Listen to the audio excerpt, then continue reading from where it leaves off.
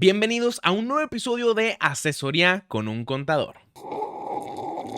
Bueno chicos, el día de hoy vamos a estar hablando prácticamente de qué es el impuesto sobre la renta. Ahora, el impuesto sobre la renta es uno de los muchos impuestos que tenemos que pagar en México. Digamos que una cosa que lo identifica más que los demás es que el ISR lo pagamos definitivamente todos en todo momento. ¿A qué me refiero con eso? Si tú tienes alguna actividad empresarial, pues muy probablemente si estás formalizado, estás dado de alta en el SAT, estás pagando impuestos.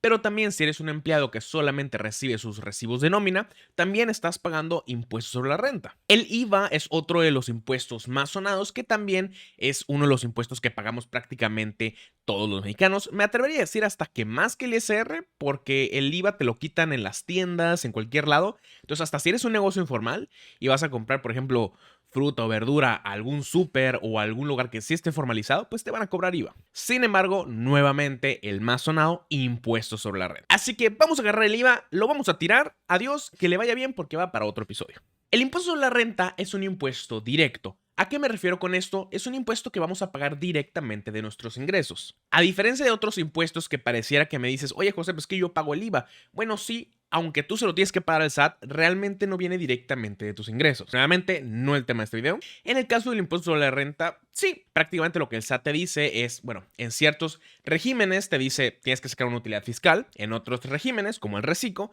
te dice no, es en base a tus ingresos, pero tienes que sacar un porcentaje que le corresponde al SAT o prácticamente dárselo al gobierno. Pero José, ¿por qué le tengo que pagar un dinero al gobierno? ¿Por qué le tengo que dar de mi dinero? Bueno, la primera es que no es opcional. Si fuera opcional, creo que muchos no lo pagaríamos, ¿no?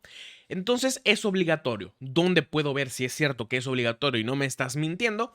En la Constitución Política de los Estados Unidos Mexicanos, artículo 31, fracción cuarta. Prácticamente ahí dice que es obligación de todos los mexicanos aportar para los gastos públicos de la Federación, de los estados, de los municipios y de la Ciudad de México, dependiendo en dónde residan. También nos dice que esto va a ser de manera proporcional y de manera equitativa. Proporcional, pues es decir, que el que gana más paga más, el que gana menos paga menos. Y ahora me van a decir, oye José, eso no es cierto. ¿Por qué? Porque las grandes empresas yo veo que ganan miles de millones y pagan miles de miles. Yo gano 1000 y me quitan 200. Entonces no es proporcional.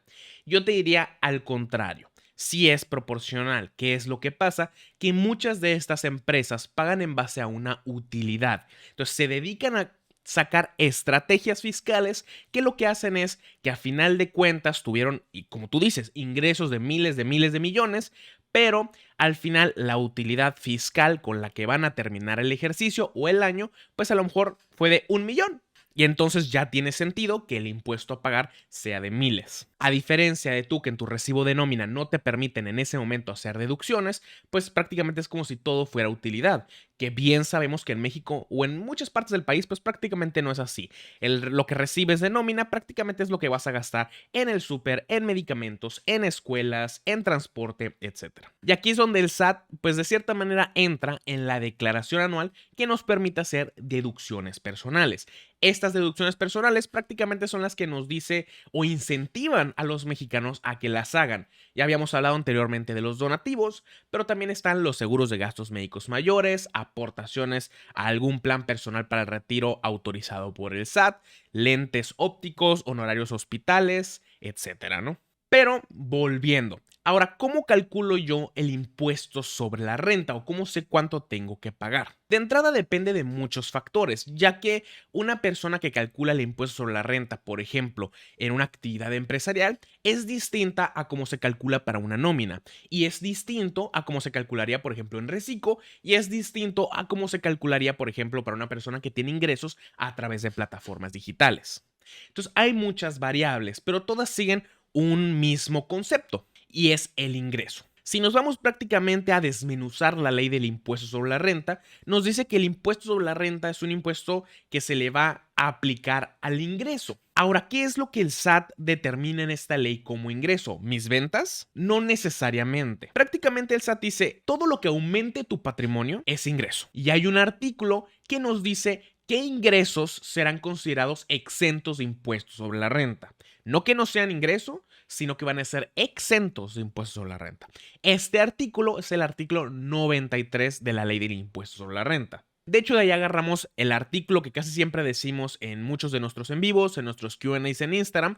Vayan a seguirnos. Que el artículo 93, fracción 23 de la ley del impuesto sobre la renta, índice A, B y C, son los que nos hablan de los donativos. Es decir, si mi mamá, mi papá me depositan a mí, viceversa, mi abuelo, nietos, hijos, etcétera. Que esos serán ingresos exentos de impuestos sobre la renta. Sin embargo, les recomendamos que se lean el artículo o nos lo dejen saber aquí en los comentarios para platicar un poco al respecto. Si quieren, hacemos un video de eso en Asesoría con un Conta 3. Porque hay varias limitantes. No es como que todo lo que me regalen pues puede entrar ahí, hay limitantes. Pero bueno, la idea principal es que mis ingresos se le tienen que aplicar el impuesto sobre la renta.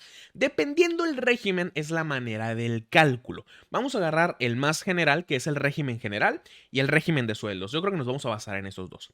El régimen general nos dice, vas a agarrar tus ingresos, le vas a aplicar tus deducciones. ¿Qué son las deducciones? Gastos que puedas justificar que son indispensables de hacer o realizar para poder llevar a cabo tu actividad económica que tienes dada de alta. Y aquí es muy importante, así como en las personas morales, es muy importante determinar los objetos sociales para ver qué cosas va a poder hacer deducibles la empresa. En personas físicas es lo mismo. Es muy importante qué actividades económicas tienes dada de alta, porque en base a eso podrás aplicar tus deducciones.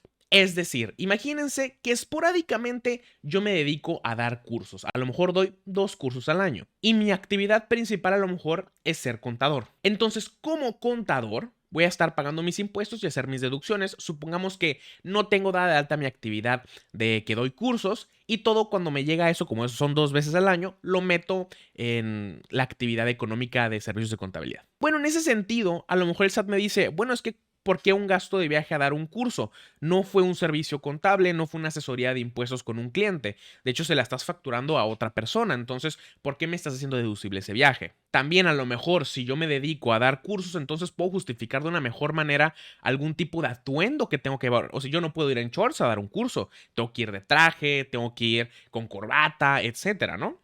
Es muy importante por eso que cualquier cosita que nos genere un ingreso hay que meterlo como actividad económica. No nos genera una obligación, o en la mayoría de las veces no genera una obligación adicional. Simplemente vamos a abrir más el libro para explicarle al SAT exactamente qué es lo que hacemos.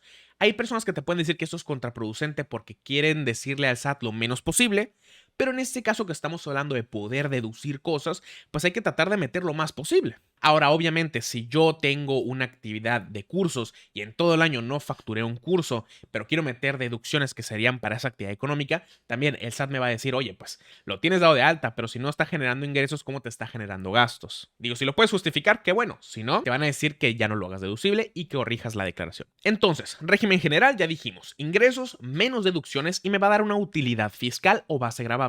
¿Por qué le digo utilidad fiscal y no simplemente utilidad? Porque imagínate que yo tengo también gastos personales. Entonces, si yo agarro mi estado de cuenta, veo mis depósitos, veo mis egresos, a lo mejor me quedaron, no sé, te invento, 10,000 pesos. Pero a la hora de esos egresos o de esos gastos, nomás agarrar los que fueron del negocio y a eso le resto mis ingresos, a lo mejor la utilidad me da, no sé, 15 o 20, ¿no?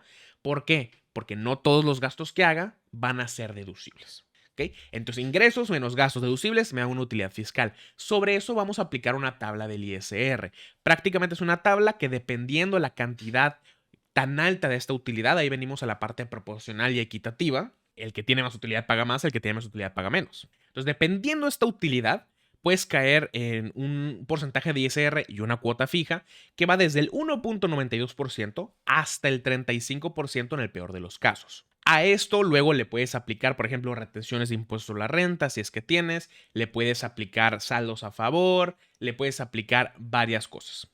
Ahora, en la parte de sueldos y salarios es prácticamente muy similar sin la parte de deducciones. En tu recibo de nómina, lo que se hace es todos los ingresos que te dan, todas las percepciones, hay unas que se consideran para impuesto sobre la renta, hay otras que no. Todo eso se suma. Se utiliza esta misma tabla, pero pues no es una tabla mensual, sino puede ser una tabla semanal, quincenal, diaria, dependiendo tu esquema de pagos. Y esto le da a la empresa un impuesto sobre la renta que te tiene que quitar. Recordemos, la empresa no es que pague el impuesto por ti, sino que te lo quita de tus ingresos. Esto es más fácil de que el empleado se dé cuenta cuando le dicen yo te voy a dar un salario bruto. Por ejemplo, te voy a dar un salario bruto de 8,000 pesos, es decir, antes de las deducciones. Entonces, a lo mejor después de quitarte impuestos sobre la renta, después de quitarte IMSS, etcétera, a lo mejor te quedan 7,000 pesos. Sin embargo, hay una práctica muy común en México que es que te ofrecen un salario neto. Entonces la retención de ISR, pues a lo mejor no sientes que te la están quitando. Pero la idea aquí es que si te están ofreciendo, por ejemplo, un salario neto de 8,000 pesos,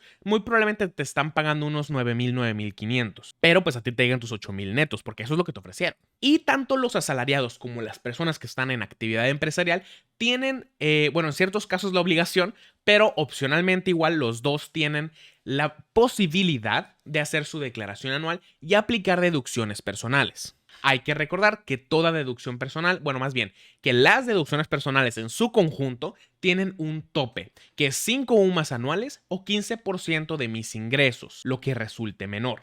Y también hay que recordar, como ya lo hablamos también en el tema de donativos, pues hay ciertas deducciones personales que tienen otro tipo de límites. Pero bueno, chicos, prácticamente eso fue la asesoría con un conta del día de hoy. Espero que les haya gustado y como siempre nos vemos en el siguiente episodio. Bye.